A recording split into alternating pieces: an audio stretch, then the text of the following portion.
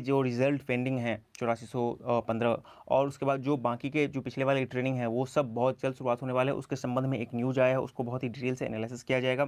साथ ही साथ बिहार पुलिस के अंतर्गत जो फायरमैन के एग्जामिनेशन है, अब उसका डेट कब तक संभावित है उस पर भी बात किया जाएगा, क्योंकि ऑफिस खुल गए हैं तो ऐसे में नोटिस आने की संभावना बहुत जल्द दिख रही है। लेकिन एक बात यहाँ पर है कि बिहार ऐसा 2213 पीटी एग्जामिनेशन में थोड़ा सा विलंब हो सकता है, और ये एग्जाम के संबंध में लगातार पिछले 2 दिन से बहुत सारे यूजर्स ने कमेंट करके पूछा है कि सर बिहार SIPT 2213 कब कब कब, तो उसको भी बहुत डिटेल्स यहाँ पे कवर किया जाएगा। एक चीज़ जो और यहाँ पे प्रश्न उठ रहा है वो कि SI 2446 फाइनल रिजल्ट जो अब संभावित है कि बहुत जल्द आ जाए, लेकिन वहाँ पे एक पेच ये फंस रहा है, हालांकि पेच नहीं है बल्कि बहुत सारे यूजर्स जिनका मेडिकल लगाए थे वो पूछ रहे हैं कि आखिर मेडिकल जो इशू है उसके बीच में ये रिजल्ट कैसे आ सकता है। तो यहाँ पर भी आपको पूरे साइंटिफिक प्रोसेस के साथ, अप्रोच के साथ हर एक चीज़ एनालाइज करके आपको बताया जाएगा। वीडियो में शुरू से अंत तक हमारे साथ बने रहें। सबसे पहले हम लोग शुरुआत करते हैं।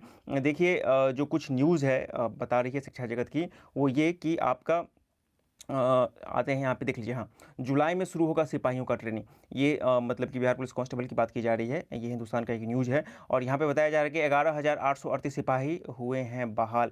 तो चलिए उसको हम लोग पढ़ेंगे। पहले पूरा क्या है न्यूज़ उसको पढ़ लेते हैं। यहाँ पे बताया जा रहा है कि बिहार पुलिस में नवनियुक्त सिपाहियों की ट्रेनिंग जल्द शुरू हो सकती है। पुलिस मुख्यालय में ट्रेनिंग को लेकर तैयारी आरंभ कर दिया गया। जिला पुलिस के साथ बिहार विशेष सशस्त्र पुलिस से ट्रेनिंग की मौजूदा व्यवस्था को लेकर जानकारी मांगी गई है। माना जा रहा है कि ट्रेनिंग से जुड़ा ब्यौरा मिलने के बाद पुलिस मुख्यालय का प्रशिक्षण निदेशालय द्वारा से अंतिम रूप से दिया जाएगा।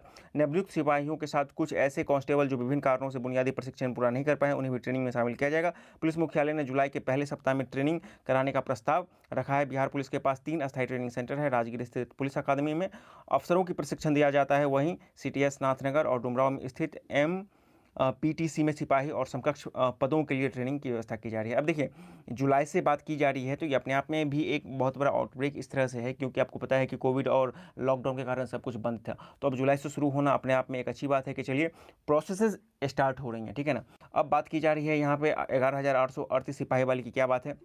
तो यहाँ पे देख लीजिए, बिहार पुलिस में सिपाही के पद पर भर्ती की प्रक्रिया चल रही है। अप्रैल 2021 में 11,838 सिपाहियों का चयन हुआ था। उनके योगदान की प्रक्रिया अंतिम चरण में है। वहीं आपको पता है ना कि बीच में मतलब कि हर एक जिला में जिला वाइज मतलब कि लोगों का जो भी सिपाही का चयन हो गया था अंतिम रूप से, उनको ज्वाइनिंग ली जा रही थी, लेकिन बीच में कुछ कुछ हुआ भी था और कहीं कहीं रोक दिया गया था। तो अब फिर से उसको स्टार्ट किया जाएगा और फिर उन्हीं लोगों में से आपको ट्रेनिंग भी किया जाएगा, ठीक है ना। तो निश्चित रूप से जो पिछला का बैकलॉग है उसको जैसे ही आप प्रोसेस में कर देते हैं, तभी तो आपको नया वाला चीज़ आप प्रोसेस कीजिएगा, ठीक है ना। नया वाला चीज़ से मतलब है मेरा कि 8415 जो रिजल्ट है उसको प्रोसेसिंग की बात की जा रही है, फिर अन्य एग्जामिनेशन है। तो यहीं पर बताया जा रहा है कि वहीं इसके पहले बहाल हुए कई सिपाही जिनका बुनियादी प्रशिक्षण विभिन्न कारणों से पूरा नहीं हो पाया, उनकी भी ट्रेनिंग पूरी कराई जानी है। दोनों को मिलाकर 12,695 सिपाहियों का बुनियादी प्रशिक्षण होना है। कोरोना संक्रमण और सिपाहियों की बड़ी तादाद को देखते हुए ट्रेनिंग शुरू करने से पहले पुलिस के पास इससे जुड़े संसाधनों का आकलन किया जाएगा। मतलब कि जो भी चीज़ें हो रही हैं उसके लिए आप एक बार जब शुरू कर देते हैं तो उसको अंतिम अंजाम तक पहुंचाने के लिए सब कुछ अपना दुरुस्त करना चाहता है। तो अब इसके क्या मायने हैं। तो सबसे पहली बात, यदि आप जुलाई से ट्रेनिंग की बात की जा रही है तो जो मतलब कि कोविड के कारण आपको रुक गया था ट्रेनिंग, मतलब कि ज्वाइनिंग का प्रोसेस, उसको फिर से खोला जाएगा। आपको पता है कि आज 1 जून है और 1 जून से आपको ऑफिसेज को खोल दिए गए हैं। सभी सरकारी कार्यालय 25% क्षमता के साथ खोला गया है। तो जो पहले तो ज्वाइनिंग वाला बिहार पुलिस वाला है वो स्टार्ट हो जाएगा। जहाँ जहाँ मतलब कुछ हुआ था, रुक गया था, सबको अब ज्वाइनिंग करवा लिया जाएगा। जुलाई से प्रस्ताव होना है, तो ये अपने आप में बहुत बड़ा आउटब्रेक है।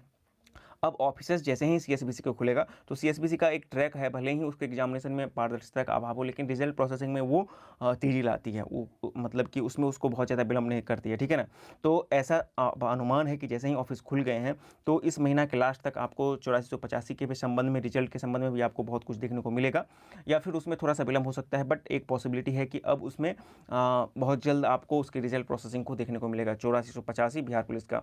एक और बात है कि जो फायरमैन का एग्जाम है उसके संबंध में क्या है। तो फायरमैन, आपको पता है कि फायरमैन जून में प्रस्तावित था, लेकिन लॉकडाउन और कोविड की वजह से उसको रोका गया था। तो उसमें बहुत ज़्यादा विलंब होने की संभावना अब नहीं दिखेगी आपको। और ऐसा अनुमान है अब जैसे ही ऑफिस खुलेगा तो 1 सप्ताह या 2 सप्ताह के अंदर स्थिति क्लियर हो जाएगी और इसका नोटिफिकेशन जो है हो सकता है कि इस महीना के लास्ट तक आपको इसका ऑफिशियल वेबसाइट पर आ जाए। मतलब कि उसका डेट का घोषणा हो जाएगा बहुत जल्द, या उससे पहले भी आपको देखने को मिल सकता है। तो फायरमैन का एग्जाम भी बहुत जल्द होगा बिहार पुलिस के अंतर्गत। मतलब ये बिल्कुल एक स्पष्ट क्लियर कट बात है। और 8485 का जो रिजल्ट है वो भी आपको अब बहुत तेज़ी से प्रोसेस होगा और जल्द आने की उसकी संभावना बन रही है। तो ये तो हो गया आपको मतलब कि बिहार पुलिस कांस्टेबल और उसके संबंध में जो भी एग्जामिनेशन थे और रिजल्ट थे उसके संबंध की बात की जा रही है। देख लीजिए, ये टीचर बहाली वाली बात है, तो टीचर बहाली वाली जो बात है उस पर पेंच अभी भी फंसा हुआ है। यहाँ पर भी करीब 1.25 लाख के आसपास स्टूडेंट हैं जो बहाली की प्रक्रिया का इंतजार कर रहे हैं। तो 3 मतलब कि जून को फिर से इसकी सुनवाई है। एक चीज़ और यहाँ पे समझिए कि ना स्कूल खुलेंगे, ना ही कॉलेज, ना ही परीक्षा होंगे। आपको सिर्फ ऑफिसेज़ खोलने की बात की गई